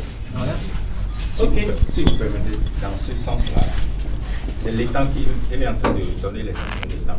Et maintenant, quand nous sommes dans un bassin hors sol, c'est 4 mètres par exemple, est-ce qu'on peut prendre un pour prendre les poissons? À l'épuisette, quand vous les nourrissez, vous mettez un coup d'épuisette et puis ça te va. 24 mètres cubes, c'est l'avantage. Quand vous les nourrissez, ils vont tous venir, donc c'est beaucoup plus facile à pêcher aussi, quoi. Oui. Ok. Ouais. Alors, nous allons laisser la parole au doyen Grégoire. Oui, merci. Je pense que lors de la présentation, j'ai constaté que vraiment il y a un mariage entre le Gouessan et Vitalac. Parce que même les documents utilisés reflètent un peu ce que le Gouessan avait utilisé. Bon. Avec ça, peut-être il y aura la performance que le Gouessan avait en son temps. Et si vous pouvez vous pencher dessus pour qu'on ait un bon résultat, ce serait une bonne chose. C'est le premier aspect. Mais le deuxième aspect qui m'a un peu gêné est que j'ai constaté que vous n'avez mis que 3 catégories d'aliments au niveau de grammage. Il y a seulement les petits aliments. Après ça, il y a eu 1, 7 et 3, 2. Ouais, mais vous l'aurez regardé sur... Si on prend, en fait, vous avez toute la gamme ici. Là, vous avez donc l'auréat. Donc là, vous avez 1 aliment, 2 aliments, 3 aliments, 4 aliments, 5. Avec le starter, donc là, vous avez 1, 2, 3, 4. Donc à partir de 0,5 g, donc sur mes adjoints. Après, vous avez le tilapia starter, donc c'est mon pré-grossissement qui est disponible de 1,7 pour du 5 à 10 grammes et qui est disponible à 2,5 pour 10 à 50. Et après, vous avez donc le poids marchand. Ici au pays, on est sur du 350, 450 ou 500. Vous avez le 3,2, le 4 de 100 à 150 grammes, le 5,5 de 150 à 300 et le 5,5 de 300 à 500. Sur la slide précédente, en fait, c'était pour ça. Oui, c'était seulement 3 qui avaient été mis. Donc mon inquiétude est apaisée. Alors les niveaux de protéines et lipides, là on est sur un 43,8. Là, on est sur le 38.8. Et là, on est sur le 33.8 de tête. Donc en fait, et dans le 33.8, vous avez 1, 2, 3, 4 granules. Ouais. Pardon, si c'est... Maintenant, je suis apaisé sur ce point. Ouais, ok. Je suis apaisé. Bon, ma troisième intervention, c'est au niveau de la manière dont peut-être les choses se sont passées. Nous avons été peut-être mal éduqués parce que, avant que même cette formation n'ait lieu, on essaie d'envoyer un peu l'aliment sur le terrain. Hein? Et on envoie l'aliment sur le terrain. Et nous essayons d'acheter quelques-uns pour voir si la performance est déjà acquise. Et là, à la séance, on dit si c'est bon pour nous ou bien s'il faut revoir cette partie ou bien autre. Bon, c'est comme ça qu'on a été un peu éduqués. Je prends l'exemple d'autres aliments qui étaient arrivés en temps sur lesquels nous sommes intervenus, quoi. Bon, voilà, c'est arrivé comme ça. Maintenant, on verra ce que ça va donner. Merci beaucoup.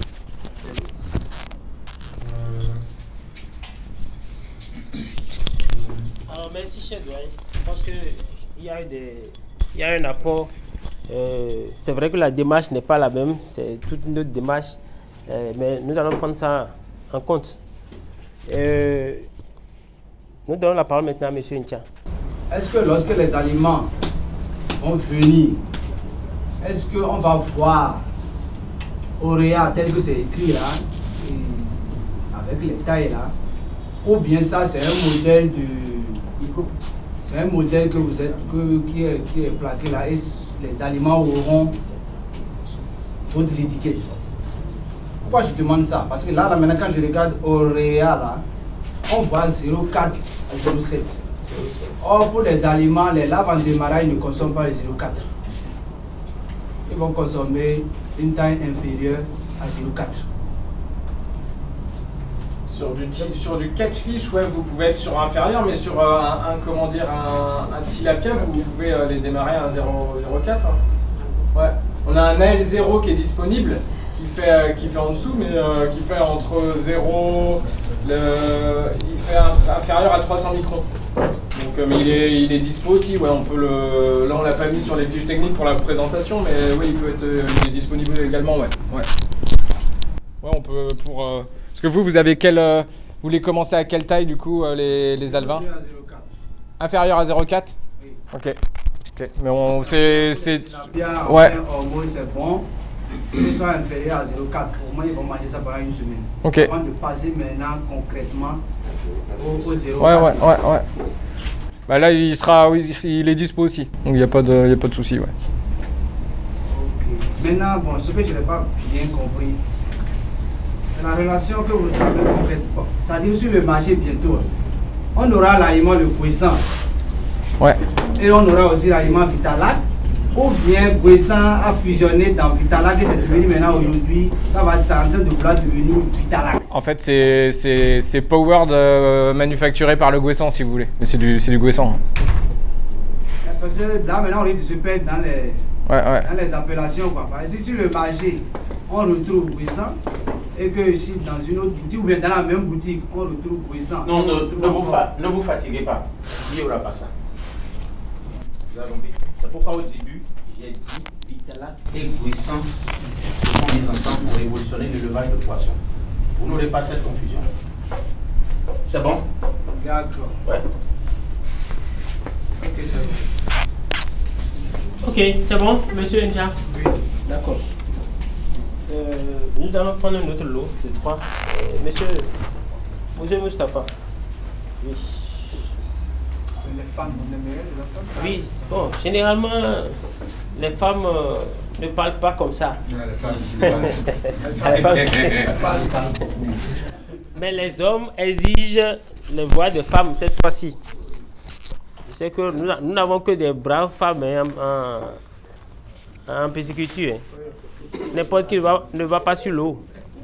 Ou bien, des braves dames. Je sais de quoi je parle.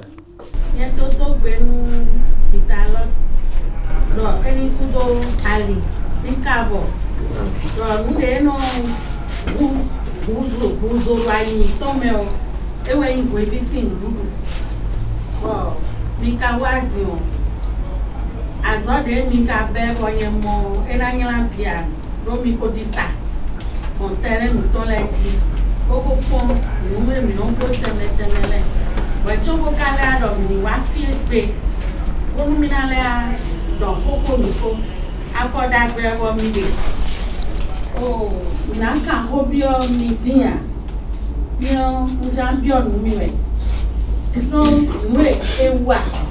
Boma Mopalo Colea. Toma, no dear. Champion me. Mini say, oh, a seller. Don't tell him late. Who means that we don't do me? On a un ton caca, nous, soignés, oui, maudit. Oui, pas rien de honnête. Oui, on sait que vi oro to me bohe. Caca nous soit ton et na levi. Bon, technicien mi ton de na compagnie mille. Na bloqué de contrôle nous semaine le colopo mi na mo. Mi mo oui. Oui na bloc bon mo. Ah ça oui mi ton l'air. Donc we go. Mina jazo apo mi koji basana ja kana ja bo mina le ba produit opo bo mina je tei dio e na le ve o mi de no ta support de buro aso ko a we bi o ba mi le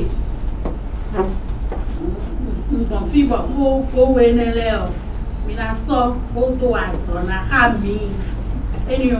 Je vous ai dit ça. Oui, permettez-moi de résumer rapidement ce que Madame Bédié a dit. Dans un premier temps, elle a remercié Vitalac pour ce qui est déjà fait, la stratégie. Elle a apprécié la stratégie qui a été mise sur pied.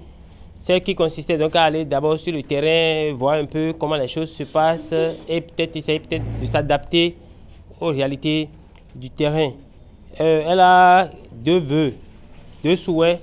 Elle souhaite que des essais soient faits et que les résultats puissent être donc constatés par eux-mêmes. Voilà. Et cela pourra donc leur permettre d'être rassurés quant à la qualité de l'aliment. Elle souhaite aussi qu'il n'y ait pas de rupture. Quand ils vont s'engager, commencer par consommer l'aliment, qu'il n'y ait pas de rupture parce que le pisciculteur n'a souvent pas de temps ou bien est souvent très dérangé par les ruptures d'aliments. Je pense que j'ai été fidèle. Hein. Merci. Non, au fait, non, je vais commencer par Fangwe, puisque c'est madame. Ho de budo fine bo vewa. Mimoro nu bio eno do tito we. Bo de to ena modo a ndia forli bo ade leo ena nyonu mi. Bo na nyonu me ipo yin po jon wa zole. Mi de nu mi no ba na jakoha kan lin tole. Kan lin bi eten wevi kedea. Eni owe zombo eni me de je produit mi ton hodio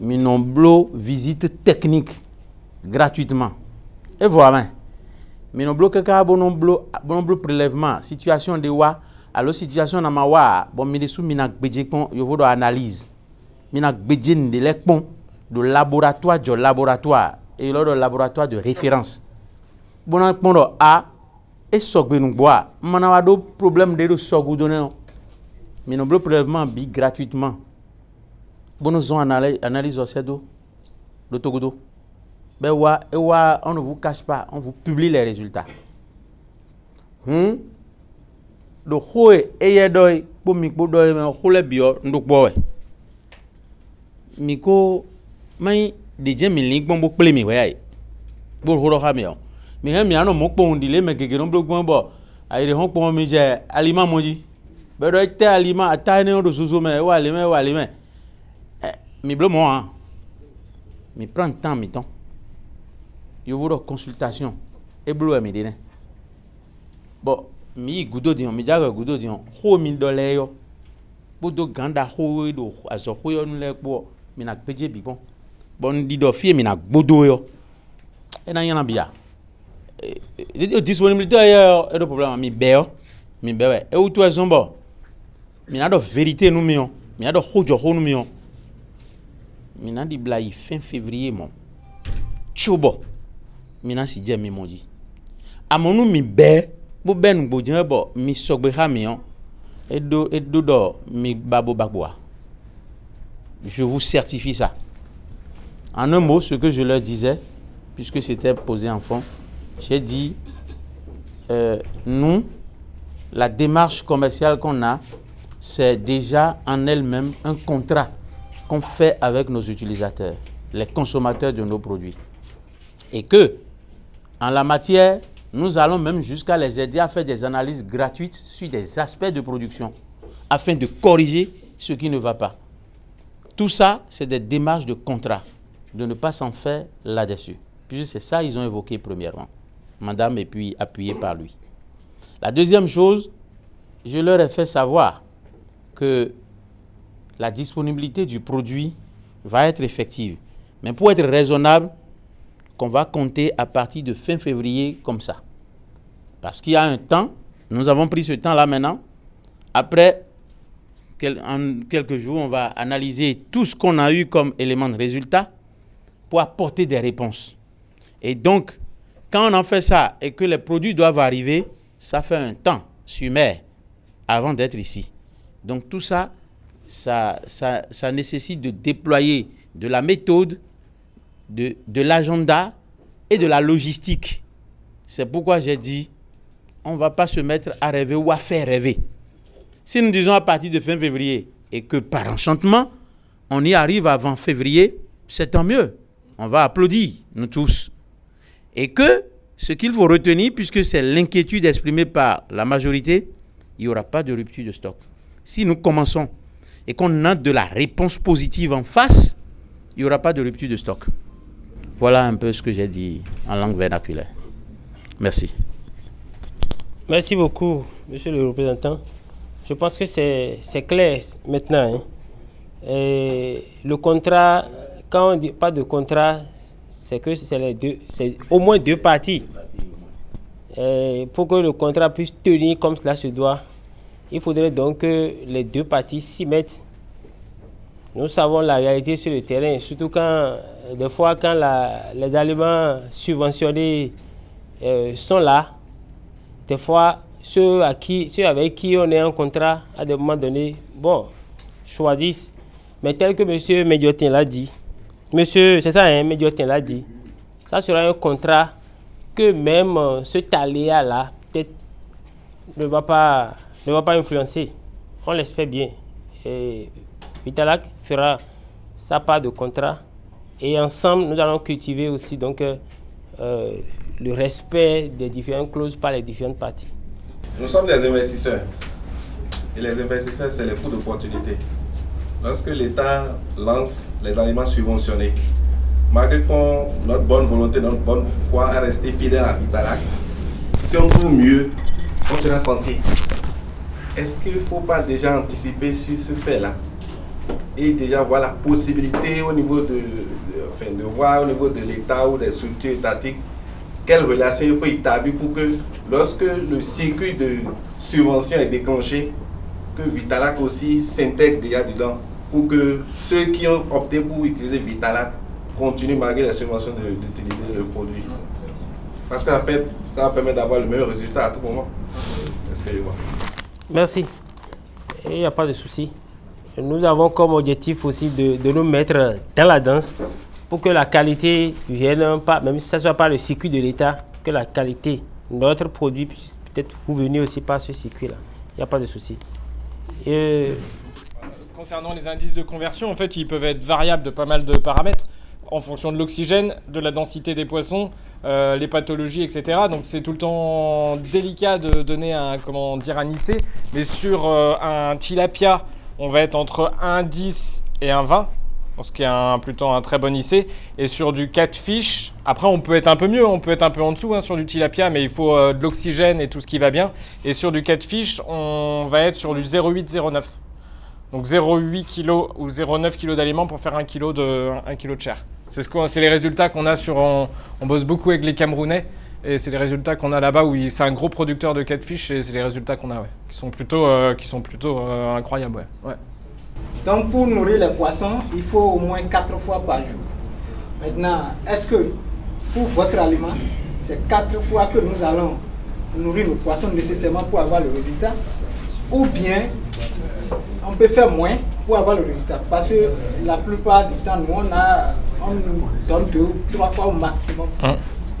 Mais selon ce que vous avez projeté maintenant, vous êtes en train de nous dire autrement, de donner au moins 3 fois à 4 fois par jour. Donc je voudrais savoir à ce niveau, si je donne 2, j'aurai le même résultat que quelqu'un qui a donné 3 fois ou 4 fois. Qu'est-ce que ça fait si je surnourris, au lieu de mettre 1,7 kg, si je mets, enfin 1,66 kg ou 1,7 kg, si je mets 2 kg ou 3 kg, qu'est-ce qui va se passer, quoi? Donc la question était bonne. Donc, on a parlé beaucoup de taux de nourrissage, de biomasse, etc. Mais un autre paramètre qui est important, c'est l'indice de conversion. J'ai couru, je suis essoufflé. Donc l'indice de conversion, en fait, qu'est-ce que c'est? Donc c'est le rapport entre la quantité d'aliments distribués, donc combien je vais donner en fonction de ma biomasse, et le gain de masse du poisson. Combien il va grandir tous les jours. Donc l'IC, plus simplement, aliments distribués en kilos divisé par le gain de masse corporelle. Donc en fait, c'est la quantité d'aliments que je vais distribuer. Je vais prendre mon poids final et mon poids initial. Poids final, poids initial, ça me permet de calculer mon gain de biomasse. Donc si on prend un exemple, j'ai 1000 poissons. Mon poids moyen est de 10 grammes. Ma biomasse de départ est de 10 kg.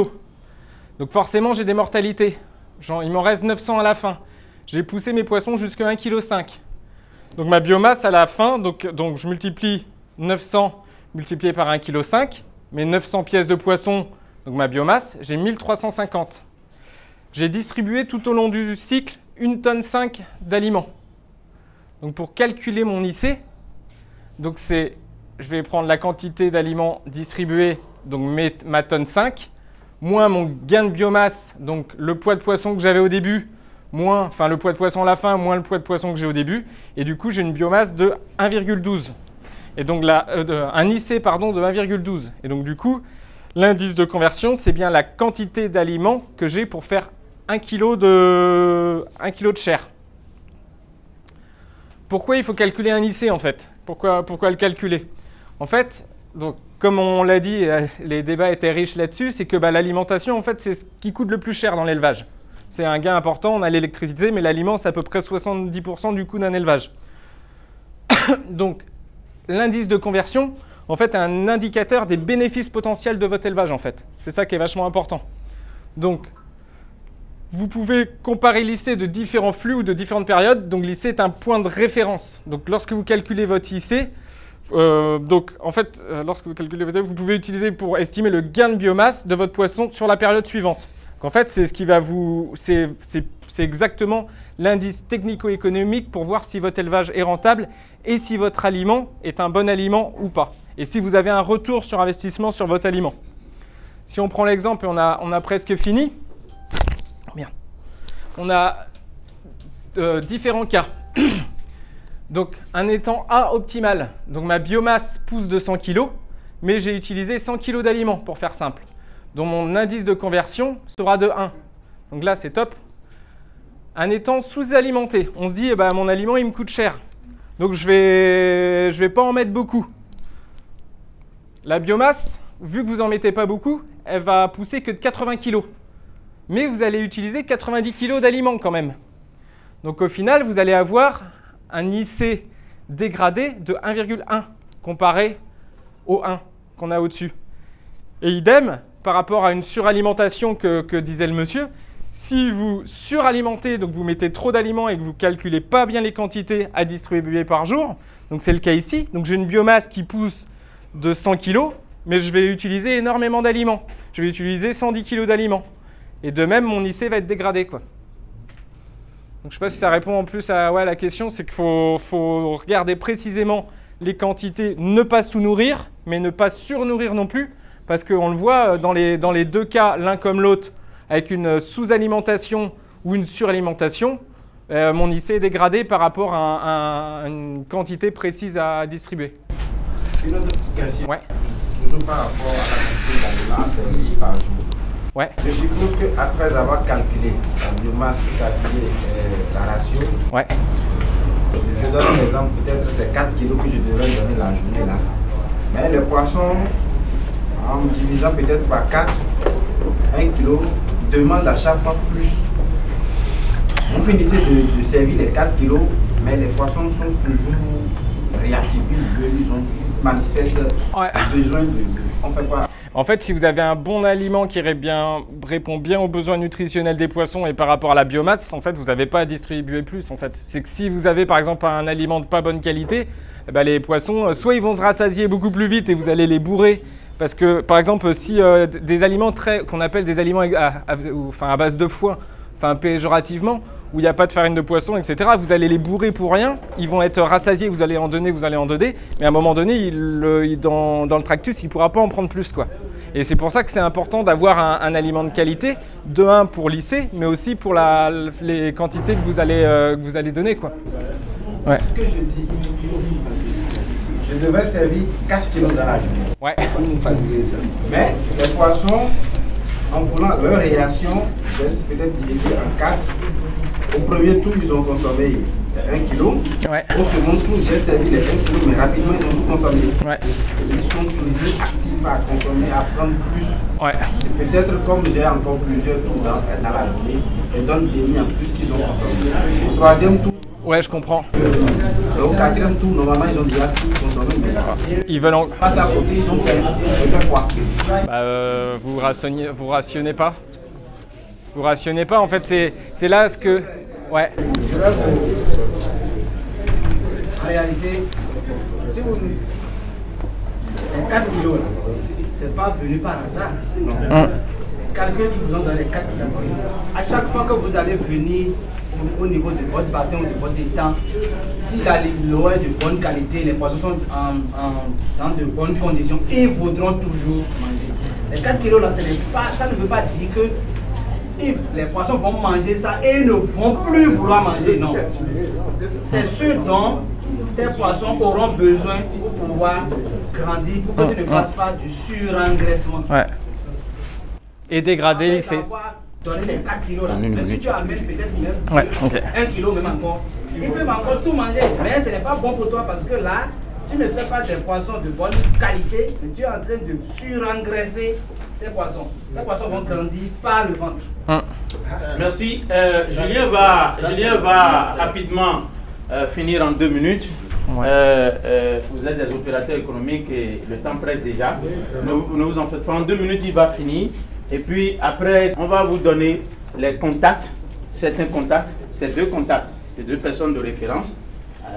Et puis on va savoir rester en contact. Vous avez mis les numéros sur la liste de présence, notamment les numéros WhatsApp.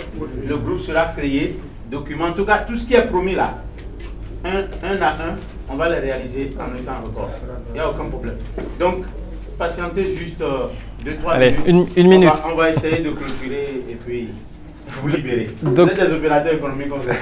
Donc, pour conclure par rapport à ce qu'on a dit et aux IC tout à l'heure, donc la sous-alimentation ou la suralimentation entraîne un IC élevé. C'est ce qu'on a vu, on était à 1,1 pour chaque, contre 1 en temps normal. Donc en fait, la sous-alimentation, qu'est-ce que ça va donner? Vous allez avoir des croissances médiocres ou des croissances lentes.